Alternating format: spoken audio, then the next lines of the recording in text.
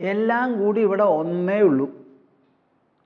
ആ ഒന്നിനെ നിങ്ങൾ എങ്ങനെ വേണമെങ്കിൽ ചിത്രീകരിച്ചോളൂ, പരിഗണിച്ചോളൂ, പെരുക്കിക്കോളൂ, കുറിച്ചോളൂ, ഹരിച്ചോളൂ, കൂട്ടിക്കോളൂ, കിഴിച്ചോളൂ. ഇവിടെ സംഗതി ഒന്നേ ഉള്ളൂ. എന്നാൽ കാണുന്നതോ പലതായിട്ടാണ്. ഈ പലതെന്ന് പറഞ്ഞാൽ വല്ല അവസാനവും ഉണ്ടോ? ഇല്ല. അപ്പം അവസാനമില്ലാത്ത പലതിൻ്റെ പിന്നാലെ പോണ്ട, എല്ലാം കൂടി ഒന്ന് എന്നുള്ള ഒരൊറ്റ പിടുത്തത്തിൽ നിൽക്കൂ. അങ്ങനെ വരുമ്പോൾ നിങ്ങൾക്കൊന്നിനെ തള്ളാനോ പിന്നെ ഒന്നിനെ കൊള്ളാനോ ഇവിടം വിടാനോ അവിടെ പിടിക്കാനോ ഒന്നുമില്ല. അപ്പം മനസ്സിൻ്റെ ശിഥിലീകരണം മാറി ഏകീകരണം കൈവരണം. ഇതാണ് ഉദ്ദേശം. അതിനെ എന്തൊക്കെ പറഞ്ഞ് മനസ്സിലാക്കിയാലാണ് ഈ കാര്യം നടക്കുക എന്നാണ് കൃഷ്ണൻ നോക്കുന്നത്. അതാണ് അദ്ദേഹം പറയുന്നത്, ഇത് ഗുഹ്യതമമാണ് ഞാൻ ഈ പറയുന്ന പ്രതിപാദനം. ഇപ്പം ഇതിൽ എന്തൊക്കെ പറഞ്ഞു വന്നു? ആദ്യമായിട്ട് നമുക്ക് ചില മതസങ്കല്പങ്ങളുണ്ട്. അതിൽപ്പെട്ടതാണ് ഈശ്വരൻ ഒന്നുണ്ട്. ആ ഈശ്വരൻ ലോകത്തിന് എല്ലാറ്റിനും അധിപനാണ്. നമ്മളെല്ലാവരും ജനിച്ചത് അച്ഛനമ്മമാരിൽ നിന്നാണ്. അപ്പം അച്ഛനമ്മ എന്നൊരു സങ്കല്പമുണ്ട്. ലോകത്തിനും ഉണ്ടാവണം ഒരച്ഛനും അമ്മയും എന്ന് തോന്നിപ്പോവുക സ്വാഭാവികമാണ്, സഹജമാണ്. അപ്പം അദ്ദേഹം പറഞ്ഞു, പിതാവ് ഞാനാണ്, അച്ഛൻ ഞാൻ, അമ്മ ഞാൻ, മുത്തശ്ശൻ ഞാൻ. ഇനി വേദങ്ങൾ വളരെ പവിത്രമായി ദിവ്യമായ ഒരു സാഹിത്യമാണ് നമുക്ക്. ഈ ലോകത്തിലെ എല്ലാവരും ആദരിക്കേണ്ടതും ആരാധിക്കേണ്ടതും അനുസരിക്കേണ്ടതുമാണ് വേദസാഹിത്യം. ആ വേദവും ഞാനാണ്. ഋക്കും സാമം യജുസ്സ എല്ലാം. അത് വിട്ടാൽ എല്ലാവർക്കും ഗതി ഞാനാണ്, പ്രഭു ഞാനാണ്, സാക്ഷിയാണ്, നിവാസം എന്നൊക്കെ പറഞ്ഞ് എല്ലാം ഞാനാണ് എന്ന് പറയുക. എന്നാൽ ഇത് കൃഷ്ണൻ ആദ്യമായിട്ട് ഇപ്പോൾ പറയുന്നതാണോ? അല്ല. നമ്മുടെ വേദോപനിഷത്തുകളും തുടക്കത്തിൽ ഇന്ദ്രൻ, അഗ്നി, വരുണൻ ഇങ്ങനെ പലതരത്തിലുള്ള ദേവസങ്കല്പങ്ങളായിരുന്നു അവർക്ക്. അതൊക്കെ വിട്ട് അവർ സത്യം മനസ്സിലാക്കി ആ ഉപനിഷത്തിൽ പ്രഖ്യാപിക്കുന്നത് എന്താ? ഇങ്ങനെ അനവധി ഒന്നുമില്ല. ഇവിടെ ബ്രഹ്മം എന്ന് പറയുന്ന ഒരൊറ്റ എണ്ണയേ ഉള്ളൂ. ഇത് വാസ്തവത്തിൽ ഒരു തത്വമാണ്, ഒരു വസ്തുവല്ല. വസ്തു എന്ന് പറഞ്ഞാൽ ഇതുപോലെയുള്ള ഒരു സാധനം, ഇതാണ് വസ്തു. അത് വെള്ളമാവാം, കാറ്റാവാം, ആകാശവുമാവാം. അതിനെ നമുക്ക് കാണാനും പരാമർശിക്കാനും സാധിക്കും. വസ്തു എന്ന് പറഞ്ഞാൽ അതാ. തത്വം എന്ന് പറഞ്ഞാലോ മനസ്സുകൊണ്ടും ബുദ്ധി കൊണ്ടും ആലോചിച്ച് ഭാവന ചെയ്ത് രൂപപ്പെടുത്തിയെടുക്കാൻ സങ്കല്പ രൂപത്തിൽ പ്രത്യയ രൂപത്തിലേ പറ്റുള്ളൂ. ഇപ്പോൾ ഇൻഫിനിറ്റി എന്ന് പറയുന്നത് ഒരു തത്വമാണ്. പൂജ്യം, ശൂന്യം എന്ന് പറയുന്നത് ഒരു തത്വമാണ്. അതേമാതിരി പലതും തത്വരൂപത്തിലേ നമുക്ക് അനുഭവിക്കാൻ പറ്റുള്ളൂ. നമ്മൾ മൈക്രോസ്കോപ്പോ ടെലിസ്കോപ്പോ എടുത്തു കൊണ്ടുപോയാൽ ആരെയാണ് ഈ മൈക്രോസ്കോപ്പ് എന്തിനെയാണ് വെച്ച് നോക്കുക? വസ്തുക്കളെയേ നോക്കാൻ പറ്റുള്ളൂ, തത്വത്തിനെ നോക്കാൻ പറ്റില്ല. തത്വം നമുക്ക് പറഞ്ഞ് മനസ്സിലാക്കാം. മനസ്സിലാക്കി ഗ്രഹിച്ച് ഉപലബ്ധി രൂപത്തിൽ അനുഭവ രൂപത്തിൽ നമുക്ക് കൈക്കലാക്കാൻ പറ്റും. അപ്പോൾ ബ്രഹ്മം എന്ന് പറയുന്ന ഒരു തത്വം അത് ജ്ഞാനരൂപത്തിലുള്ളതാണ്. അത് മാത്രമേ ഇവിടെ ഉള്ളൂ എന്ന് ഉപനിഷത്തുകൾ പ്രഖ്യാപിച്ചു തുടങ്ങി. ഒരളവ് വരെ ഋഗ്വേദത്തിൽ തന്നെ കാണാം, ഏകം സത് വിപ്ര ബഹുധാ വദന്തി. ഇവിടെ സത്തായിട്ടുള്ളത് ഒന്ന് മാത്രമേ ഉള്ളൂ. അതിനെ വിപ്രന്മാർ, അറിവുള്ള ബ്രാഹ്മണർ എന്തു പറയണു? ബഹുധാ വദന്തി, പലതരത്തിൽ അതിനെ വിവരിക്കുകയാണെന്ന്. അവിടം വരെ അവരുടെ ചിന്താഗതി എത്തിയിട്ടുണ്ട് തുടക്കത്തിൽ തന്നെ. എന്നാൽ അത് പൂർണ്ണമായി ഉറച്ചത് എപ്പോഴാണ് സ്ഥിരീകരിച്ചത്? ഉപനിഷത്ത് എന്ന് പറയുന്ന നിലയിൽ ആ ദശയിലെത്തിയപ്പോഴാണ്. അതിൽ മുണ്ടകോപനിഷത്ത് പ്രഖ്യാപിക്കുന്നത് വളരെ വിശേഷപ്പെട്ടതാണ്. ബ്രഹ്മൈവേദമൃതം പുരസ്താദ് ബ്രഹ്മ പശ്ചാത് ബ്രഹ്മ ദക്ഷിണതശ്ചോത്തരേണ അധശ്ചോർധ്വം ച പ്രസൃതം ബ്രഹ്മൈവേദം വിശ്വമിദം വരിഷ്ഠം. നിങ്ങൾ ആലോചിക്കണം പ്രേക്ഷകരെ, എവിടുന്നാണ് നമ്മുടെ വേദചിന്തകർ തുടങ്ങിയത്? മുകളിലേക്ക് നോക്കി സ്തുതിച്ചു തുടങ്ങി. എന്തൊക്കെ സ്തുതിയും ആരാധനയുമാണ്! അത് പ്രബലമാക്കാൻ വേണ്ടിയിട്ടാണ് അഗ്നികർമ്മങ്ങൾ ചെയ്തത്. ഇങ്ങനെ സ്തുതിച്ചത് കൊണ്ടോ യാഗയജ്ഞങ്ങൾ ചെയ്തത് കൊണ്ടോ അവരുടെ മനസ്സിന് തൃപ്തി വന്നില്ല. നമുക്ക് സത്യം പിടികിട്ടിയിട്ടില്ല. നമ്മൾ സ്തുതിക്കുന്നത് ശരി, അഗ്നിഹവനം ചെയ്യുന്നത് ശരി, പക്ഷേ കാര്യം പിടികിട്ടിയിട്ടില്ല. അപ്പോൾ അതങ്ങോട്ട് വിട്ടു. എന്നിട്ട് കണ്ണടച്ച് ധ്യാനിക്കാൻ തുടങ്ങി. അവസാനം മനസ്സിലൂടെ ബുദ്ധിയിലൂടെ മനസ്സിനെയും ബുദ്ധിയെയും അതിക്രമിച്ച് അതിശയിച്ച് അകത്ത് തന്നെ ചെന്നു. എവിടെയാണോ ഉറങ്ങുമ്പോൾ നമ്മുടെ ഉൾവ്യക്തിത്വം ചെന്നണയുന്നത് അവിടെ അവർക്ക് ചെന്നണയാൻ പറ്റി. അതാണ് ഈ സമാധിസ്ഥിതി എന്നൊക്കെ പറയുന്നത്. അവിടെ ചെന്നപ്പോൾ അവർക്ക് മനസ്സിലായി, ബ്രഹ്മൈവേദമൃതം പുരസ്താദ് ബ്രഹ്മ. ഈ കാണുന്നത് മുഴുവൻ ബ്രഹ്മം മാത്രമാണ്. അനവധിയായി പരിണമിച്ചിട്ടുണ്ടെങ്കിൽ എന്ത് പരിണമിച്ചു എന്നൊരു ചോദ്യം ചോദിച്ചാൽ ബ്രഹ്മമാണ് പരിണമിച്ചിരിക്കുന്നത്. അല്ലെങ്കിൽ ബ്രഹ്മം പരിണാമങ്ങൾക്ക് ഹേതുവായി വരുത്തി തീർത്തു എന്ന്. നമ്മുടെ സ്വപ്നത്തിൽ നമ്മൾ പല പദാർത്ഥങ്ങളും ലോകവും ഒക്കെ കാണുന്നുണ്ട്. പുതിയ വ്യക്തിത്വം നമുക്കുണ്ടാവണു. അതൊക്കെ ഉണ്ടാക്കി തീർക്കുന്നത് മനസ്സാണ്. സ്വപ്നത്തിൽ പദാർത്ഥങ്ങൾ അനവധിയുണ്ട്. ആ പദാർത്ഥങ്ങളൊക്കെ ദ്രവ്യവും ഊർജവുമാണ്. പക്ഷെ അത് വരുത്തി തീർത്തതോ ദ്രവ്യവുമല്ല ഊർജവുമല്ല, ഇത് രണ്ടുമല്ലാത്തൊരു ഉണർവ് രൂപത്തിലുള്ള മനസ്സാണ്. അതേപോലെ ചേതനാത്മകമായ ബ്രഹ്മം, ജ്ഞാനാത്മകമായ ബ്രഹ്മം, അതാണ് ഈ പ്രപഞ്ചം മുഴുവനും. പുരസ്താദ് ബ്രഹ്മ, മുൻപിലും ബ്രഹ്മം തന്നെ. പശ്ചാത് ബ്രഹ്മ, പിന്നിലും അത് തന്നെ. ദക്ഷിണതശ്ചോത്തരേണ, വലതുഭാഗത്തും അത് ഇടതുഭാഗത്തും അത്. അധശ്ച ഊർധ്വം ച പ്രസൃതം, ചോട്ടിലും അത് മുകളിലും അത്. കണ്ടില്ലേ എന്താ അവരുടെ ഭാഷ എന്ന്? എല്ലാം കൂടിയിട്ട് ഒന്നേ ഉള്ളൂ. ബ്രഹ്മൈവേദം വിശ്വമിതം വരിഷ്ഠം, ഈ വിശ്വം മുഴുവനും വരിഷ്ഠമായിരിക്കുന്ന ബ്രഹ്മം മാത്രമാണ് എന്നായിരുന്നു അവരുടെ പ്രഖ്യാപനം. അപ്പം എവിടെ പോയി? അഗ്നിഷ്ടോമം, സോമയാഗം, സൂര്യയാഗം, അശ്വമേധം, വാജപേയം, രാജസൂയം, എത്ര യാഗങ്ങളൊക്കെയാണ്. ഓരോരോ ഫലങ്ങളും ഫലങ്ങളും ഫലങ്ങളും. ആ ഫലങ്ങൾ ഇന്ന ദേവത വഴിക്ക് നമുക്ക് കിട്ടണു എന്നൊക്കെ സ്തുതിച്ച് കഴിഞ്ഞവരെ പറയുകയാണ്. അങ്ങനെ ഒന്നുമില്ല. എല്ലാം കൂടിയിട്ട് ചേതനാത്മകം ജ്ഞാനാത്മകമായ ബ്രഹ്മം എന്ന് പറയുന്ന തത്വം മാത്രമേ ഉള്ളൂ. ആ തത്വത്തിൻ്റെ പ്രസ്ഫുരണമാണ് ഈ കാണുന്ന പ്രപഞ്ചം മുഴുവനും.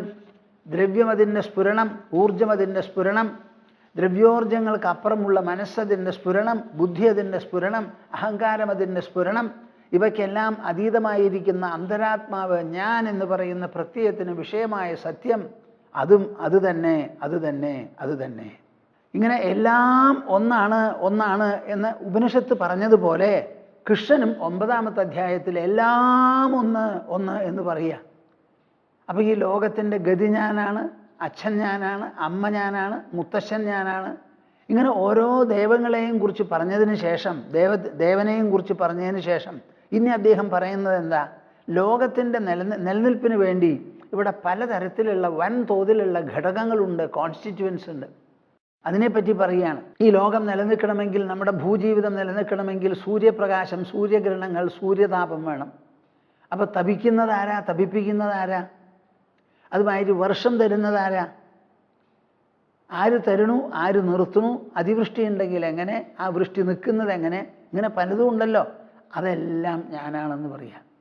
തപാമ്യഹമഹം വർഷം നിഗൃഹാമ്യുത്സൃജാമി ച അമൃതം ചൈവ മൃത്യുശ്ച സദസച്ചാഹമർജുന. തപാമ്യഹം അഹം വർഷം നിഗൃഹാമ്യുത്സൃജാമി ച. ഞാനാണ് ഈ ചൂടും പ്രകാശവുമായി പ്രത്യക്ഷപ്പെട്ട് ഈ ഭൂമിയെ മുഴുവൻ പ്രകാശിപ്പിച്ച്, ലോകത്തിനെ മുഴുവൻ പ്രകാശിപ്പിച്ച് ചൂട് തരുന്നത്. അതും എൻ്റെ തന്നെയാണ്, ഞാൻ തന്നെയാണ്. കാര്യത്തിൻ്റെ നടത്തിപ്പിന് വേണ്ടി പലതായിരിക്കുക.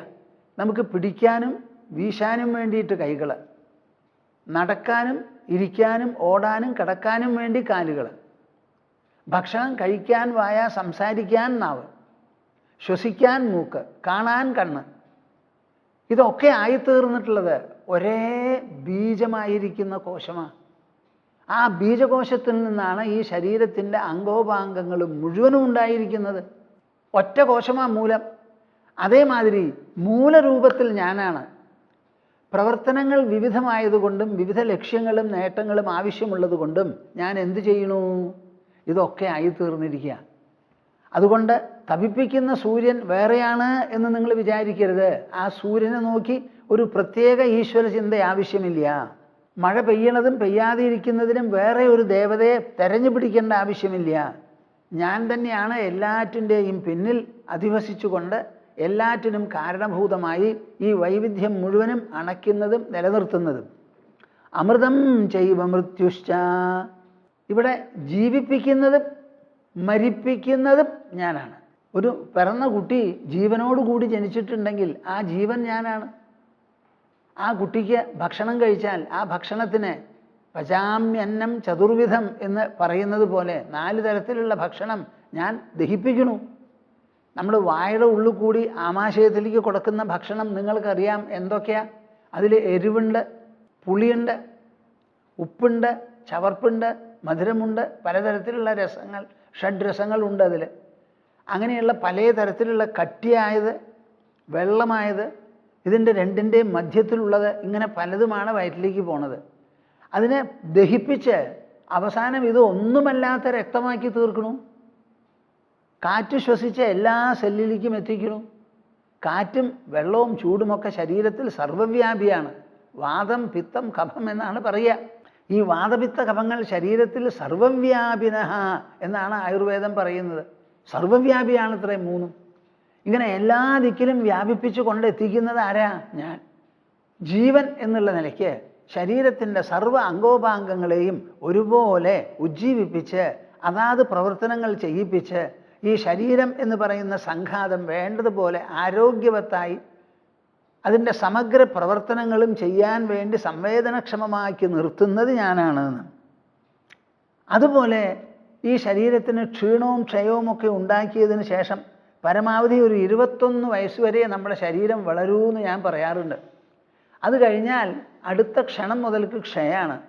അങ്ങനെ ക്ഷയിച്ച് അവസാനം ഈ ശരീരത്തിൽ ജീവന് നിലനിൽക്കാനും പ്രവർത്തിക്കാനും പറ്റില്ല എന്നുള്ളൊരു നില വരും. അങ്ങനെ വന്നാലാണ് മരണം. ശരീരത്തിൻ്റെ പ്രവർത്തനം നിലയ്ക്കൽ, ജീവനൊന്നും സംഭവിക്കുന്നില്ല. അങ്ങനെ അമൃതം ചൈവ മൃത്യുശ്ച, ജീവിപ്പിക്കുന്നതും ഉജ്ജീവിപ്പിക്കുന്നതും ആ ജീവൻ പ്രാണൻ നിലനിർത്തി അവസാനം അതിനെ നിലപ്പിക്കുന്നതും എല്ലാം ഞാനാണ്. സദസച്ചാഹമർജുന, സദസച്ചാഹമർജുന. സത്ത എന്ന് പറഞ്ഞാലോ എല്ലാ കാലത്തും ഒരുപോലെ നിലനിൽക്കുന്നത്. അസത്ത് എന്ന് പറഞ്ഞാലോ അങ്ങനെ അല്ലാത്തത്. ഈ സത്തും അസത്തും കൂടിയിട്ടേ നിലനിൽപ്പുണ്ടാവുള്ളൂ. ഇപ്പോൾ ഈ ലോകം പരിവർത്തനശീലമാണല്ലോ. ഇതിലെ എല്ലാ സംഗതികളും എല്ലാ ഘടകങ്ങളും പരിവർത്തനപ്പെട്ടുകൊണ്ടിരിക്കുക. നമ്മുടെ ശരീരം പരിവർത്തനപ്പെടുന്നു, മനസ്സിന് പരിവർത്തനമാണ്, ബുദ്ധിക്ക് പരിവർത്തനമാണ്, അഹങ്കാരത്തിന് പരിവർത്തനമാണ്, ശ്വാസോച്ഛ്വാസം പരിവർത്തനമല്ലേ, ചിന്ത വന്നു പോകുന്നത് പരിവർത്തനമല്ലേ, എല്ലാ സമയത്തും ഹാർട്ട് ഇങ്ങനെ അടിക്കണു, ശ്വാസം കോശം ഇങ്ങനെ അമർത്തണു, ഇതെല്ലാം പരിവർത്തനമാണ്. ഇങ്ങനെ ഈ പരിവർത്തനം നടന്നുകൊണ്ടിരിക്കണം എന്നുണ്ടെങ്കിലോ പരിവർത്തനപ്പെടാതെ ഒരു അധിഷ്ഠാനം അതിൻ്റെ അടിയിൽ എപ്പോഴും വേണം. ഒരു ക്ലോക്കിൽ സൂചികൾ കിടന്ന് തിരിയണമെങ്കിൽ ആ തിരിച്ചൽ അറിയാൻ വേണ്ടി തിരിയാതെ ഇരിക്കുന്ന ഒരു ഡയൽ അതിൻ്റെ പിന്നിൽ വേണം. അതുമാതിരി സൂചികളെ തിരിപ്പിക്കാൻ വേണ്ടി ഒരു തണ്ടും അവിടെ വേണം, ഒരു അച്ചുതണ്ട്. അതുപോലെ ഈ ലോകത്തിലുള്ളതൊക്കെ പരിവർത്തനശീലമുള്ളതായതുകൊണ്ട് ഈ പരിവർത്തനമുള്ളതിന് നിലനിൽക്കാൻ പറ്റില്ലല്ലോ. ഇപ്പോൾ ഉള്ളത് മാറി വേറെ ഒന്ന് വന്നു, അത് മാറി വേറെ ഒന്ന് വന്നു. അപ്പോൾ അങ്ങനെയാണെങ്കിലും നിൽപ്പ് തുടർന്നായിട്ട് അങ്ങനെ നിൽക്കുന്നുണ്ടല്ലോ. അപ്പം അതിൽ തുടർച്ചയായി നിലനിർത്താൻ പറ്റിയിട്ടുള്ള ശാശ്വതമായ ഒരു അധിഷ്ഠാനം അതിനുണ്ട്. ആ അധിഷ്ഠാനവും ആ ശാശ്വതാധിഷ്ഠാനത്തിനെ ചൊല്ലി നടക്കുന്ന സ്ഥിരം പരിവർത്തനവും ഇത് രണ്ടും ഞാനാണെന്ന്. സദസച്ചാഹമർജുന. കേൾക്കുന്നുണ്ടോ കൂട്ടരെ നിങ്ങൾ? ആദ്യം പറഞ്ഞത് സ്ഥൂലമായ ഘടകങ്ങളാണ്. ഇപ്പം പറയുന്നതോ സൂക്ഷ്മമായ ഘടകങ്ങളാണ്. സദസച്ചാഹമർജുന അമൃതം ചൈവ മൃത്യുശ്ച. അപ്പം നമ്മുടെ ശരീരത്തിൽ മൃത്യുരൂപത്തിൽ മാറിക്കൊണ്ടിരിക്കുന്ന ആ ശരീരം, അങ്ങനെ ശരീരം മുഴുവനും മാറിയാലും ഉൾവ്യക്തിത്വം മാറിയാലും മാറാത്ത ഒരു താതാത്മ്യം, ഒരു സ്വയംത്വം, സ്വത്വം, ഒരു താതാത്മ്യം, ഒരു അസ്മിത നമുക്കുണ്ട്. അത് ഞാനാണെന്ന്. തപാമ്യഹമഹം വർഷം നിഗൃഹാമ്യുത്സൃജാമി ച അമൃതം ചൈവ മൃത്യുശ്ച സദസച്ചാഹമർജുന. ഇങ്ങനെ എല്ലാം ഞാനായിരിക്കെ സമഗ്രമായ ഒരു ആരാധന എന്നുള്ള നിലയ്ക്ക് എന്തു വേണം? എന്നെ ആശ്രയിക്കണം. എന്നെ മാത്രമേ ആശ്രയിക്കണ്ടൂ. ഞാനെന്ന് പറഞ്ഞതിൽ എല്ലാം പെട്ടു, എല്ലാം ഉള്ളടങ്ങും. അങ്ങനെ എല്ലാറ്റിൻ്റെയും ആകത്തുകയായി എല്ലാറ്റിനെയും ഗ്രസിച്ചു കൊണ്ടിരിക്കുന്ന എന്നെ നേരിട്ടങ്ങോട്ട് ആരാധിക്കുക. കൃഷ്ണ കൃഷ്ണ, നാരായണ നാരായണ, ഗോവിന്ദ ഗോവിന്ദ, ശിവ ശിവ, അമ്മേ, ഇത്ര മാത്രം മതി. അതിന് പകരം എന്തൊക്കെയാണ് നമ്മൾ കാട്ടിക്കൂട്ടുന്നത്, എവിടെയൊക്കെയാണ് നമ്മൾ ചെല്ലുന്നത്? ഒരു പ്രശ്നം വച്ചു, ആ പ്രശ്നത്തിൽ പല ബാധകളും കണ്ടു, ആ ബാധകൾ നീക്കാൻ വേണ്ടി ഓരോ സ്ഥലത്ത് ചെന്നു, ഓരോന്ന് ചെയ്തു, തിലഹവനം, ഇത്ര ഒരു എന്തൊക്കെയാണ് നമ്മൾ കാണിച്ചു കൂട്ടുന്നത്. എൻ്റെ ഭഗവാനെ, എന്തൊക്കെ ബാധയുണ്ടെങ്കിലും സർവ്വബാധകളും അങ്ങയുടെ കീഴിലാണല്ലോ. അങ്ങയുടെ ചൊൽപ്പിടിക്കാണ് ഈ പ്രപഞ്ചം മുഴുവനും നടക്കുന്നത്. മഴ തരണതും തരാതിരിക്കുന്നതും ഉണക്കണതും ഉണക്കാതിരിക്കുന്നതും ശ്വാസം തന്ന് പുറത്തേക്ക് വിടിയിക്കുന്നതും എല്ലാം അങ്ങയായിരിക്കെ ഞാനിങ്ങനെ പലതരത്തിലുള്ള പരിഹാര മാർഗങ്ങൾക്ക് പോണില്ല. ഒറ്റ പരിഹാരം മതി, ഒറ്റ പരിഹാരം മതി എന്ന് പറഞ്ഞ് കൃഷ്ണ കൃഷ്ണ ഗോവിന്ദ ഗോവിന്ദ എന്ന് പറഞ്ഞിരിക്കാൻ നമുക്ക് സാധിക്കുന്നില്ല. ഇത്രയൊക്കെ പറഞ്ഞാലും ആ ബുദ്ധി ഉറക്കുന്നില്ല. എന്താ ചെയ്യുക? വ്യവസായാത്മിക ബുദ്ധി ഏകേഹ കുരുനന്ദന. വ്യവസായാത്മിക ബുദ്ധിരേകേഹ കുരുനന്ദന. ഈ ഭഗവത്ഗീതയിൽ പറയുന്ന യോഗം കൈക്കലാക്കണം, അനുഷ്ഠിക്കണം, അതിൻ്റെ സിദ്ധി വരണം എന്നുണ്ടെങ്കിൽ നമ്മുടെ ബുദ്ധി നിശ്ചയാത്മികമാവണം. അതിന് നല്ല ഉറപ്പ് വരണം. ബുദ്ധിക്ക് നിശ്ചയം വന്നില്ല എന്നുണ്ടെങ്കിൽ പിന്നെ എന്താ? ബഹുശാഖാഹ്യനന്താശ്ച ബുദ്ധയോ അവ്യവസായിനാം. വ്യവസായം എന്ന് പറഞ്ഞാൽ നിശ്ചയം. ആ നിശ്ചയമില്ലാത്ത കൂട്ടരുടെ ബുദ്ധിയോ ബഹുശാഖാഹ അനന്താഹ, അനവധി കൊമ്പും ചില്ലയും അനന്തങ്ങളുമാണത്. അനവധി കൊമ്പും ചില്ലയും. അപ്പോൾ അവർക്ക് ഒരു നിക്കക്കള്ളി ഉണ്ടാവില്ല. ജീവിതം മുഴുവനും വ്യർത്ഥമായി പലതിൻ്റെയും പിന്നാലെയുള്ള പരക്കം പാച്ചിലും തന്മൂലമുള്ള നഷ്ടവും ഇതാണ് ബാക്കി വരിക. അപ്പോൾ എന്താ ചെയ്യുക?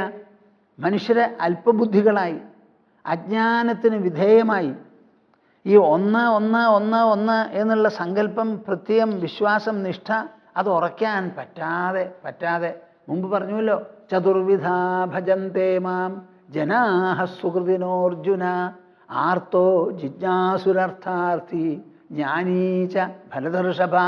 എന്താ പറഞ്ഞേ? 4 തരത്തിലുള്ളവരാ എന്നെ ഭജിക്കുന്നത്. ഒരു കൂട്ടര് ദുഃഖിതന്മാർ, അവരാവും കൂടുതലും.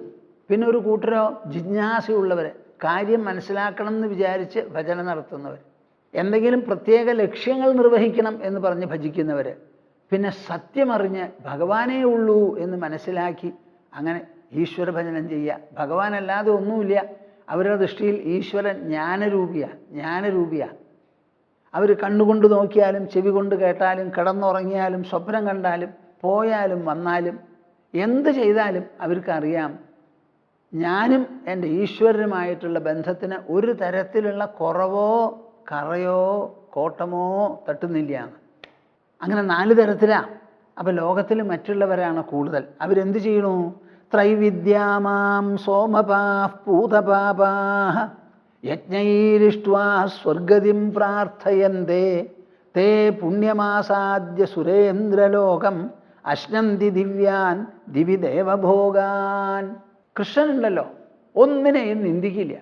ഈ ലോകത്തിലെ മനുഷ്യർക്ക് ആചാരവും അനുഷ്ഠാനവുമായി എന്തെല്ലാം നല്ല കാര്യങ്ങളുണ്ടോ അതിനെ ഒന്നും നിഷേധിച്ച് തൂത്തുവാരുന്ന ആളല്ല കൃഷ്ണൻ. ആരും ചെയ്യരുത്. മനുഷ്യർ പലയിടങ്ങളിലുമാണ്. ഇപ്പോൾ ഒരു തീർത്ഥയാത്ര പോകുന്നവരാണെന്ന് വെച്ചോളൂ, അവരെല്ലാവരെയും പരിശോധിച്ച് നോക്കിയാൽ ഓരോരുത്തരും ഓരോ സ്ഥലത്താണ് നിൽക്കുക. ഇപ്പോൾ കോണിപ്പടി കയറുകയാണ് നിൽക്കുക, എല്ലാവരും ഒരേ പടിയിലാവില്ല. ചിലർ ചോട്ടിൽ, അത് കഴിഞ്ഞ് മുകളിൽ ആൾക്കാരുള്ളപ്പോൾ ചോട്ടിലുണ്ടാവും. ഇനി മടങ്ങി വരണമെങ്കിലോ അപ്പോഴും അതിലേ ഇറങ്ങണം എന്നുണ്ടെങ്കിൽ മുകളിലത്തെ പടി കഴിഞ്ഞിട്ടാണ് താഴത്തേക്ക് വരിക. അപ്പോൾ എല്ലാവരും ഒരേ സമയത്ത് ഒരേ പടിയിൽ നിൽക്കില്ല, അത് സാധ്യമല്ല. എല്ലാ പടികളിലുമായിട്ട് കുറേശ്ശെ ആയിട്ടേ കയറാൻ പറ്റുള്ളൂ. അപ്പോൾ മനുഷ്യൻ എടുക്കുക കുടിക്കുക അങ്ങനെയുള്ള ഏർപ്പാട് സാധ്യമല്ല. നമുക്കിവിടെ വൈവിധ്യം എങ്ങനെ നോക്കിയാലും ആവശ്യമാണ്. പ്രകൃതിയുടെ സ്ഫുരണം തന്നെ വിവിധമാണ്.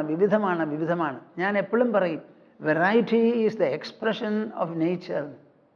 വൈവിധ്യം എന്ന് പറയുന്നത് പ്രകൃതിയുടെ സ്ഫുരണമാണ്, പ്രകൃതിയുടെ വെളിപാട് തന്നെ അങ്ങനെയാണ്. ഇവിടെ എല്ലാം കൂടി ഒന്നായ എന്താ ഉണ്ടാവുക? നിങ്ങളൊരു റോക്കറ്റിലോ ഒരു എയറോപ്ലെയിനിലോ മുകളിൽ കയറി കുറേ അങ്ങോട്ട് പോവും, കുറച്ച് നോക്കിയാൽ ഒന്നുമില്ല, ആകാശം മാത്രമേ ഉള്ളൂ. അവിടെ കാണാൻ വല്ലവരും പോവും ആകാശം കാണാനായിട്ട്. നമുക്ക് എപ്പോഴും വൈവിധ്യം ഇവിടെ ആവശ്യമാണ്. അപ്പോൾ ഇവിടെ എന്താ പറയണത്? അല്പജ്ഞാനം കൊണ്ടും അല്പബുദ്ധി കൊണ്ടും അജ്ഞാനം കൊണ്ടുമൊക്കെ എന്ത് ചെയ്യണു? ത്രൈവിദ്യാമാം സോമപാഃ പൂതപാപാഃ യജ്ഞൈരിഷ്ട്വാ സ്വർഗതിം പ്രാർത്ഥയന്തേ. അല്പബുദ്ധിയും അജ്ഞാനവും അവരെ ഒന്നാന്ന് വിചാരിക്കാൻ അനുവദിക്കുന്നില്ല. അപ്പോൾ പിന്നെ എന്തായി? വേദങ്ങൾ പറയണു, ഋക്കും യജുസ്സും സാമം എന്ന് പറയുന്ന 3 വേദങ്ങൾ. അതിലോ പലതരത്തിലുള്ള കർമ്മങ്ങളും വിധികളുമുണ്ട്. ആ വിധികളിലൊക്കെ പിന്നാലെ പോയി യജ്ഞൈരിഷ്ട്വാ സ്വർഗതിം പ്രാർത്ഥയന്തേ. പലർക്കും എന്താ വിചാരം? കാശും പണവും ഉള്ളവർ യാഥാസ്ഥിതികന്മാർ എന്തെങ്കിലും നല്ല ഒരു യാഗം ചെയ്യണം. അതിന് വലിയ ചിലവാ, ആയിക്കോട്ടെ. അതിന് 10,000-ഓ ലക്ഷമോ ചിലവ് ചെയ്യാൻ ആൾക്കാരുണ്ട്. ഇന്ത്യ ഒരു നിലയ്ക്ക് ദരിദ്ര രാജ്യം എന്ന് പറയും. ഒരു യാഗം ചെയ്യാൻ പുറപ്പെടുമ്പോൾ അതിന് എത്ര ലക്ഷം ഉറുപ്പികയാണെങ്കിലും അത് മുടക്കാനായിട്ട് പല ആൾക്കാരും ഇവിടെയുണ്ട്. യാഗം നടത്തി കഴിയുമ്പോൾ മിച്ചാ വരണേന്ന് പറയുന്നവരുമുണ്ട്. ഒരു ദിവസം കുറേ കൊല്ലങ്ങൾ മുമ്പ് എൻ്റെ അടുത്തൊരു കൂട്ടർ വന്നു. സ്വാമിജി, ഞങ്ങൾക്കൊരു പുണ്യകർമ്മം ചെയ്യണം, അതിനൊരു യാഗം എന്നൊരു പ്രധാനമായിട്ടുള്ള ഒരു ഇത് നടത്താൻ പോവുക. അതിന് സ്വാമിജി രക്ഷാധികാരിയായിട്ടിരിക്കണം. അതെന്താ? അത് സ്വാമിജി ഇരുന്നാലേ പറ്റുള്ളൂ. മനുഷ്യരപ്പോഴേ അത് വിശ്വസിക്കുള്ളൂ. എന്നിട്ട് എന്താ ഉദ്ദേശം? ഞങ്ങളൊരു യാഗം ചെയ്യാൻ പുറപ്പെടുകയാണെങ്കിൽ സപ്ലിമെൻ്റ് ഇറക്കാൻ വരെ ആൾക്കാരുണ്ടെന്ന്, അതിന് പണം ചെലവ് ചെയ്യാൻ വേണ്ട ആൾക്കാരുണ്ടെന്ന്. അപ്പം മനുഷ്യർക്ക് അങ്ങനെ ഒരു വാസനാബല, ഒരു പ്രേരണയാണ്. ആരാ പിടിച്ചു നിർത്താൻ പറ്റുക? ഭഗവാന് വേണ്ടി ലക്ഷം ദീപം ജ്വലിപ്പിക്കാൻ ഇവിടെ ആൾക്കാരുണ്ട്. കൊടിമരം സ്വർണം പൂശാൻ ആൾക്കാരുണ്ട്. സോപാനം പിച്ചളയോ സ്വർണമോ പൊതിയാൻ ഇവിടെ ആൾക്കാരുണ്ട്. കാര്യം നമ്മുടെ രാജ്യം ദരിദ്രമാണ്. ദരിദ്രമാണ് എന്ന് പറഞ്ഞാലോ ഇവിടെ പണക്കാരുമുണ്ട്. ലോകത്തിലുള്ള പണക്കാരിൽ വൻ പണക്കാർ ഇവിടെ ഇന്ത്യയിലുണ്ടെന്നാണ് എനിക്ക് തോന്നണേ. പലരും ഇന്ത്യയിൽ പണം കൊണ്ട് സന്തോഷത്തോടു കൂടി സൗഭാഗ്യത്തോടു കൂടി എത്ര കണ്ട് ജീവിക്കാൻ പറ്റുമോ അത്ര കണ്ട് അമേരിക്കയിലോ ജപ്പാനിലോ യൂറോപ്പിലോ ജീവിക്കാൻ പറ്റില്ല. ഇവിടെ വലിയൊരു കളം കൃഷി പോലെ വലിയൊരു ഉദ്യാനമടക്കം മേടിക്കാം, സ്വിമ്മിംഗ് പൂൾ വരെ ഉണ്ടാക്കാം. എന്നിട്ടോ ധാരാളം ജോലി ചെയ്യുവാനുള്ള സേവകന്മാരെ കിട്ടും. ഇതൊന്നും മറ്റുള്ള സ്ഥലത്ത് സാധിച്ചു എന്ന് വരില്ല. അവരവർ തന്നെ കഷ്ടപ്പെടേണ്ടി വരും. അപ്പോൾ നിങ്ങൾ മനസ്സിലാക്കണം, ഈ ഇന്ത്യ എന്ന് പറഞ്ഞാൽ ഒരു സങ്കീർണമായ ഭാരതമാണ് നമ്മുടെ. അപ്പോൾ ത്രൈവിദ്യാമാം സോമപാഹ ഭൂതപാപാഹ, ആ യാഗമൊക്കെ കഴിച്ച് ഋത്വിക്കുകളെ വിളിച്ച് മന്ത്രങ്ങളൊക്കെ ഭംഗിയായി ചൊല്ലി ഹോമദ്രവ്യങ്ങളൊക്കെ പലയിടങ്ങളിലും പോയി ശേഖരിച്ചു കൊണ്ടുവന്ന് തന്ന് അവസാനം ഹോമിച്ച് അതിൽ സോമരസം അത് പാനം ചെയ്ത് ഭൂതപാപാഹ, പാപമൊക്കെ പോയി പരിശുദ്ധി വന്നു എന്നുള്ള കൃതാർത്ഥതയോടുകൂടി, അതിനാണ് ഇവരുടെ യജ്ഞം. യജ്ഞൈരിഷ്ട്വ. നിങ്ങൾ ആലോചിക്കണം, പാപം എന്ന് പറയുന്നത് എവിടെയാ? നമ്മുടെ മനസ്സിലാണ്. നമ്മുടെ മനസ്സിൽ പാപം എങ്ങനെയാ? ഒരു പാപസ്വാധീനത്തോട് കൂടിയിട്ടാണ്. പാപം എന്ന് പറയുന്നത് ഒരു സ്വാധീനമാണ്. എന്തിനാ? ദുഷ്പ്രവൃത്തി, പരോപദ്രവം, പരനിന്ദ, പരദൂഷണം. മറ്റുള്ളവരോട് കുറച്ചെങ്കിലും കനിവ് തോന്നാതെ ആരെത്ര കഷ്ടപ്പെട്ടാലും വേണ്ട. ഒരു പട്ടിയും നായും കൂടി ഇണകൂടി നിൽക്കുന്നുണ്ടെങ്കിൽ ചാട്ടവാറ് കൊണ്ട് അടിക്കുകയെ കല്ലുകൊണ്ട് എറിയേ ചെയ്യുന്ന മനുഷ്യരും കുട്ടികളും നമ്മുടെ ഇടയിലുണ്ട്. ആരെങ്കിലും ഇതിന് പോവോ? ഒരു നായ ഒരു പട്ടിയോട് കൂടി ഇണകൂടി നമുക്കെന്ത് വേണം? അവരവരുടെ പാട്ടിൽ നിങ്ങൾ ആ നായ്ക്കും പട്ടിക്കും ഇരിക്കാൻ സ്ഥലം ഉണ്ടാക്കി കൊടുത്തിട്ടുണ്ടോ? കാട്ടുജന്തുക്കളെ എവിടെയാണ് ഇണകൂടുക? കാട്ടിൽ ഇണകൂടും. നമ്മളൊക്കെ ഇണകൂടി ഉണ്ടായിട്ടുള്ള കൂട്ടർ തന്നെയല്ലേ? ഇണകൂടിയിട്ടല്ലേ നമ്മുടെ സംഭവം? ഈ പ്രപഞ്ചം തന്നെ ഇണകൂടിയിട്ടാണെന്ന് ഭഗവത്ഗീതയിൽ പറയുന്നു. തസ്മിൻ ഗർഭം ദദാമ്യഹം എന്നാണ് കൃഷ്ണൻ പറയുന്നത്. പ്രകൃതി ഒരു സ്ത്രീത്വം, പുരുഷൻ ഒരു പുരുഷത്വം. ആ പുരുഷനും സ്ത്രീയും കൂടി സംബന്ധിച്ചിട്ടാണ് ഈ പ്രപഞ്ചം തന്നെ ഉണ്ടായിരിക്കുന്നത്. അപ്പോൾ ഒരു നായും പട്ടിയും കൂടി ഇണകൂടി നിന്നാൽ നമ്മൾ നോക്കണ്ടെങ്കിൽ നോക്കണ്ട, കണ്ണ് തിരിച്ച് അങ്ങോട്ട് പോയി മിണ്ടാണ്ടിരിക്കുകയല്ലേ വേണ്ടത്. അതിനെ കല്ലെടുത്ത് എറിഞ്ഞ് വിടുവിക്കുന്നത് ഞാൻ കണ്ടിട്ടുണ്ട് എന്നുള്ളതാണ് വാസ്തവം. ഞാൻ കുറേ കാലം യാത്ര ചെയ്ത് പോയിണ്ടായി. ആ സമയത്ത് ഈറോഡിൽ ഇറങ്ങി അവിടെ ഒരു കുന്നിൻ്റെ മുകളിലൊരു ക്ഷേത്രമുണ്ട്. അവിടേക്ക് അങ്ങനെ പോയിക്കൊണ്ടിരിക്കുക. അപ്പോൾ ഒരാളൊരു കുതിരവണ്ടി ഓടിച്ചുകൊണ്ട് വരിക. ആ കുതിരവണ്ടി ഓടിച്ചുകൊണ്ട് വരുന്ന സമയത്ത് ഒരു നായും പട്ടിയും കൂടി ഇണകൂടി നിൽക്കണു. അയാൾ വണ്ടി അവിടെ നിർത്തി ചാട്ട കൊടുത്തു. വഴി കൂടി നടക്കുന്ന ഒരു കുട്ടിയുടെ അടുത്ത് അടിക്കണ അതിനെ എന്ന് പറഞ്ഞ് ചാട്ട കൊടുത്ത് പൊരിഞ്ഞ് അടിയടിച്ചു. ആ അടി അങ്ങോട്ട് കണ്ടപ്പോൾ എൻ്റെ മേലായിരുന്നു അതിൻ്റെ ആഘാതം മുഴുവനും മനസ്സിലും. ഞാൻ ആലോചിക്കുകയാണ്, എന്താ മനുഷ്യൻ്റെ ദുർവാസനകൾ. അപ്പോൾ ഈ മനസ്സിൽ പൂഴ്ന്ന് കിടക്കുന്നതാണ് എന്ത്? ഈ പാപബുദ്ധി എന്നാ പറയുക. പാപം ചെയ്യാനുള്ളൊരു പ്രേരണ. അത് മുഴുവനും പോവാൻ യജ്ഞൈരിഷ്ട്വ, ഈ യജ്ഞയാഗങ്ങൾ കൊണ്ട് പാവം പോവും. നിങ്ങളൊന്ന് ആലോചിച്ച് നോക്കൂ. അനവധി ഋതുക്കളെ വിളിച്ചു, പലതരത്തിലുള്ള സാമഗ്രികൾ എടുത്തു, അവർ മന്ത്രം ജപിച്ചു, നമ്മൾ ഹോമിച്ചു. അതുകൊണ്ട് നമ്മുടെ ഉള്ളിലുള്ള പാപക്കറ പോവും. ഉള്ളിലുള്ള പാപക്കറ പോകണമെന്നുണ്ടെങ്കിൽ മനസ്സിൽ പൂഴ്ന്ന് ആ പാപത്തിനെതിരെ പുണ്യസ്വാധീനം വളർത്തി കൊണ്ടുവരണം. അത് മെനക്കെട്ട് നമ്മുടെ ഉള്ളു നേരെയാക്കാൻ പുറപ്പെടാതെ കുറേ പണം അങ്ങോട്ട് ചെലവ് ചെയ്തു, എല്ലാവരെയും വിളിച്ചു, സാമഗ്രികളെടുത്തു, ഹോമിച്ചു, എന്നിട്ടോ പാപം പോയി എന്ന് വിചാരിക്കുക. വാജശ്രവസ് യാഗം ചെയ്തിട്ട് എന്തുണ്ടായി? ഏറ്റവും വലിയ മഹാപാപം ചെയ്തു. മകനെ യമപുരിയിലേക്ക് പറഞ്ഞയച്ചു. ഇതാണ് വാജശ്രവസിൻ്റെ യാഗത്തിൻ്റെ ഫലം. അപ്പം നിങ്ങൾ നല്ല പോലെ ആലോചിക്കണം.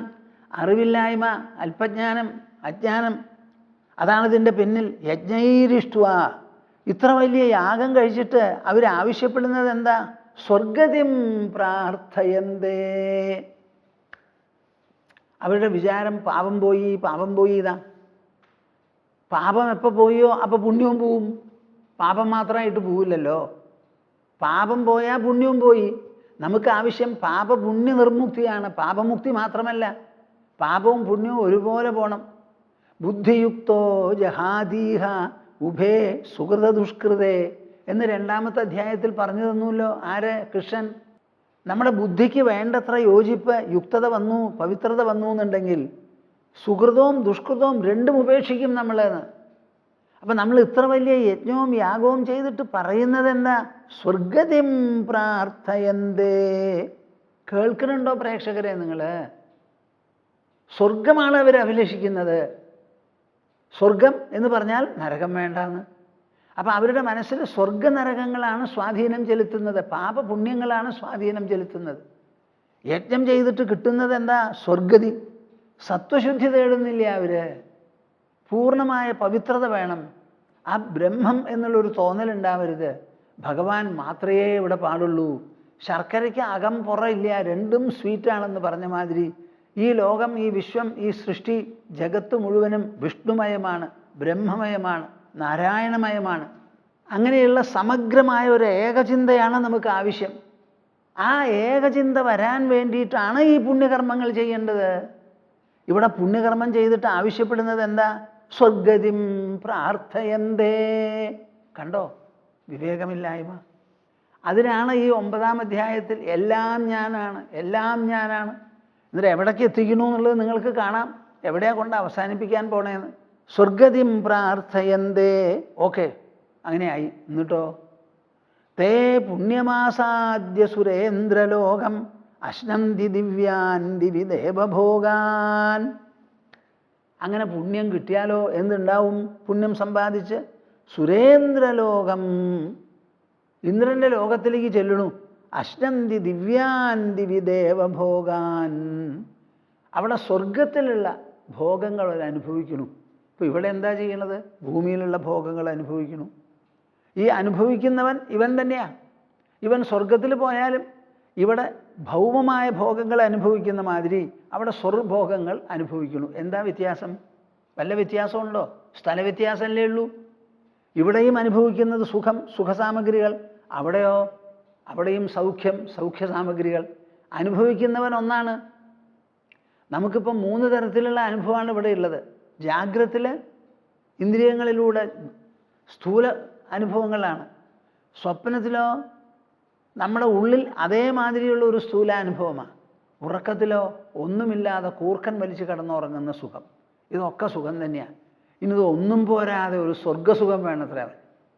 ഈ സ്വർഗത്തിലേക്ക് പോയി എന്ന് ആരെങ്കിലും അറിയോ? ഏതെങ്കിലും ഒരാൾ സ്വർഗത്തിൽ ചെന്ന്, അതേ ഭൂമിയിലുണ്ടായിരുന്ന നാരായണൻ നായരാണ് ഇപ്പോൾ സ്വർഗത്തിൽ വന്നിട്ട് നാരായണ സ്വർഗിയായിട്ട് കൂടിയിരിക്കണേന്ന് ആർക്കെങ്കിലും പറയാൻ പറ്റുമോ? ആർക്കെങ്കിലും പറയാൻ പറ്റുമോ? ആരാ ഈ സ്വർഗത്തിലേക്ക് പോയേ? ഇവിടെ ഉണ്ടായിരുന്ന ഏവനാണ് അവിടെ ചെന്നിരിക്കണേന്ന് ആർക്കെങ്കിലും അറിയാൻ പറ്റുമോ?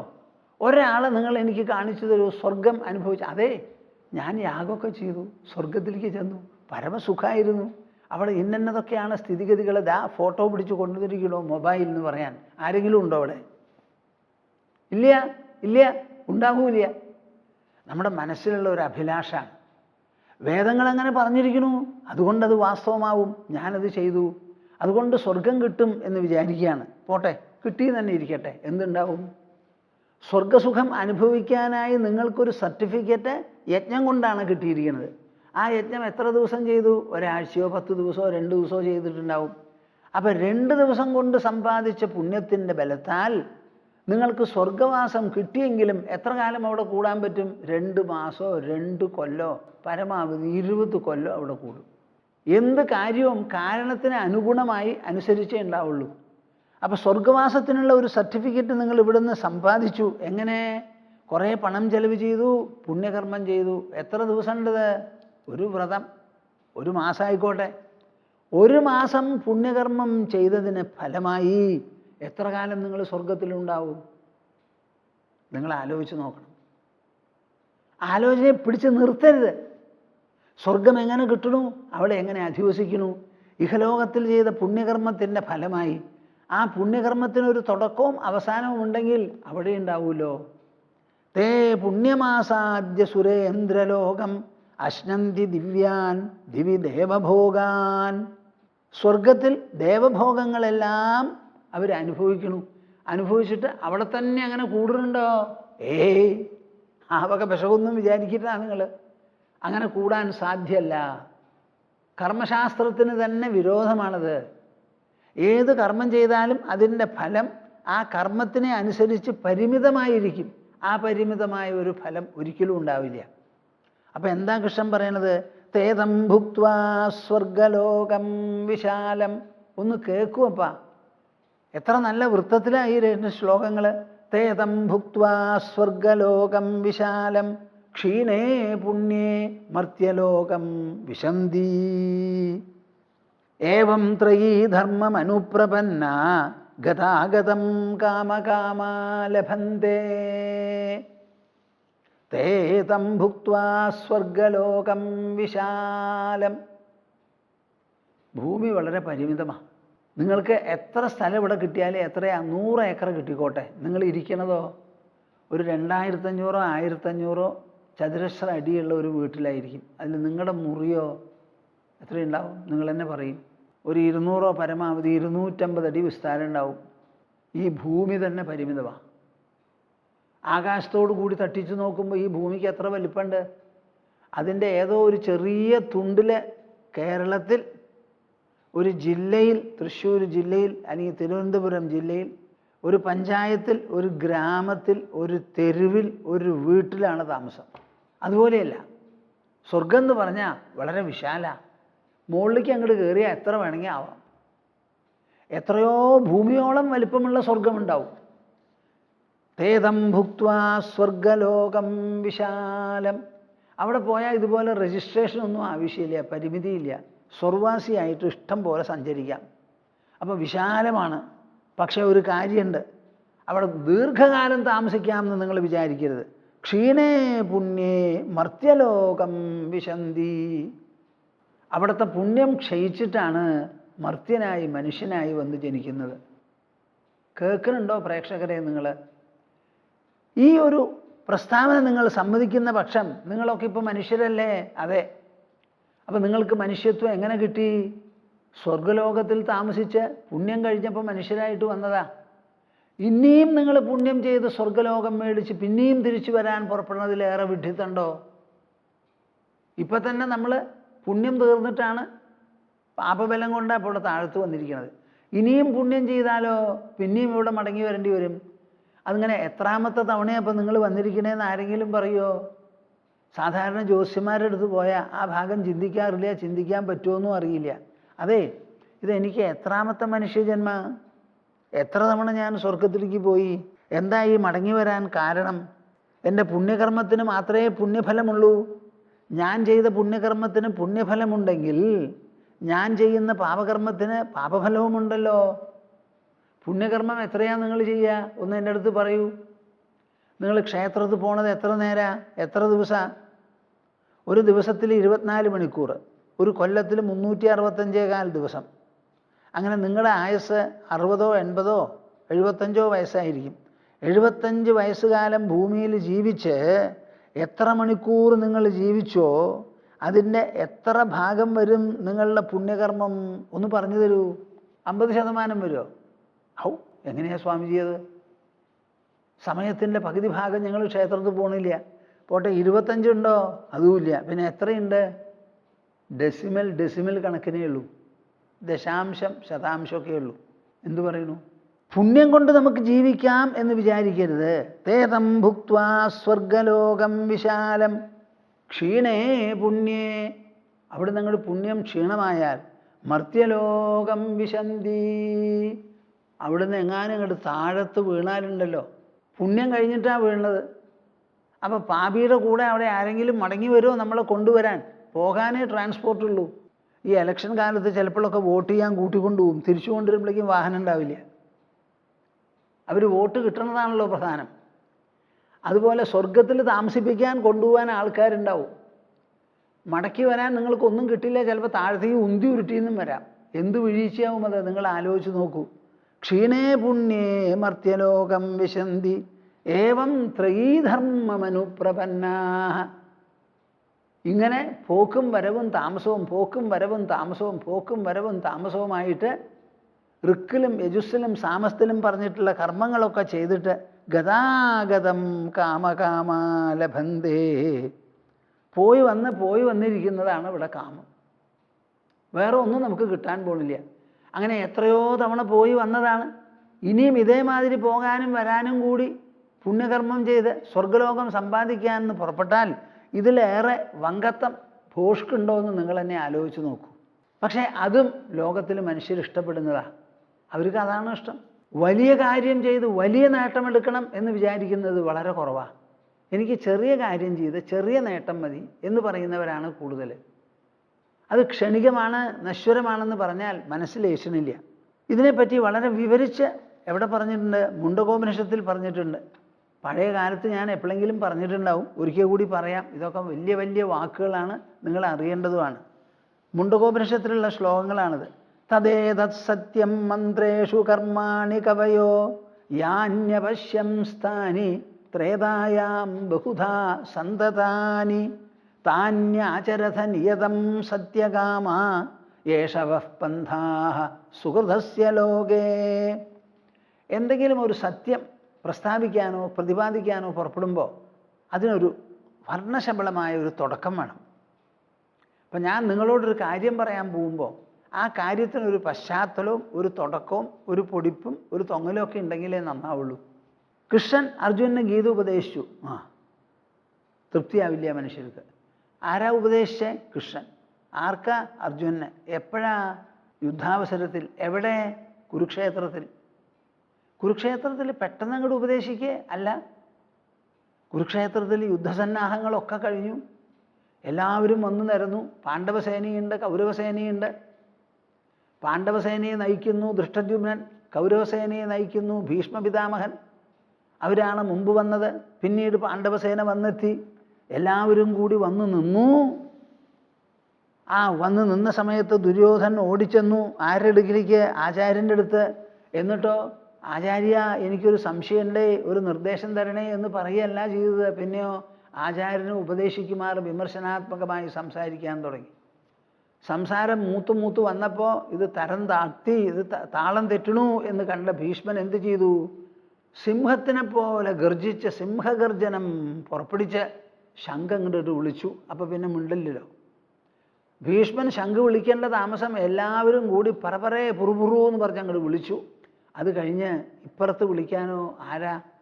ഭീഷ്മൻ സൈന്യത്തലവനാണ്. ഇപ്പുറത്തോ ദൃഷ്ടദ്യുമ്നനാണ് സൈന്യത്തലവൻ. ആ സൈന്യത്തലവൻ മിണ്ടിയില്ല. ഭീഷ്മപിതാമഹൻ ശംഖ് വിളിച്ചതിന് മറുപടി പറയാൻ എനിക്ക് പ്രാപ്തിയൊന്നുമില്ല, ഞാനല്ല എന്ന് പറഞ്ഞിരുന്നേ ഉള്ളൂ. അപ്പോൾ പിന്നെ എന്തായി? ഒറ്റ ആളുമില്ല. കൃഷ്ണൻ പാഞ്ചജന്യമെടുത്തൂതി. താൻ ആയുധമെടുക്കില്ല, യുദ്ധത്തിൽ നേരിട്ട് പങ്കെടുക്കില്ല എന്ന് ശപഥം ചെയ്തിട്ടാണ് വന്നിരിക്കുന്നത്. അങ്ങനെയൊക്കെ ആയാലും ശങ്കെടുത്ത് വിളിക്കാൻ അദ്ദേഹത്തിനൊരു വിഷമം ഉണ്ടായില്ല. പാഞ്ചജന്യം വിളിച്ചപ്പോൾ അർജുനനും മുഴക്കി, യുധിഷ്ഠിരനും നകുലനും സഹദേവനും എല്ലാവരും കൂടി കയ്യിലുള്ള കാഹളങ്ങൾ മുഴുവൻ അങ്ങോട്ട് പുറപ്പെടുവിച്ചു. അത് എല്ലാ ദിക്കിലും വ്യാപിച്ച് ധാർത്തരാഷ്ട്രന്മാരുടെ ഹൃദയം ഭേദിച്ചു. അർജുനന് കൃഷ്ണൻ ഗീത ഉപദേശിച്ച രംഗാണ് ഈ വിവരിക്കുന്നത്.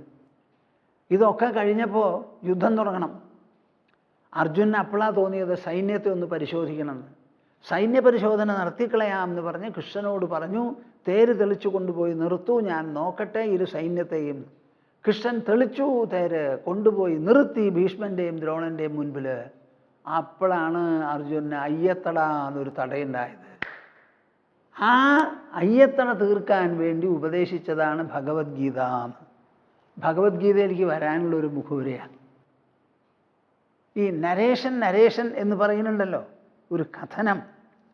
അത് പ്രത്യേകിച്ചും തത്വകഥനം എന്ന് പറഞ്ഞാൽ ആ തത്വകഥനം ശ്രവ്യമാവണമെങ്കിൽ, ശ്രവണസുന്ദരമാകണമെങ്കിൽ, പ്രേക്ഷകരെയും ശ്രോതാക്കളെയും ആകർഷിക്കണമെങ്കിൽ അതിന് ധാരാളം ആകർഷക ഘടകങ്ങളോടുകൂടി ചേർത്ത് പറഞ്ഞാലേ പറ്റുള്ളൂ.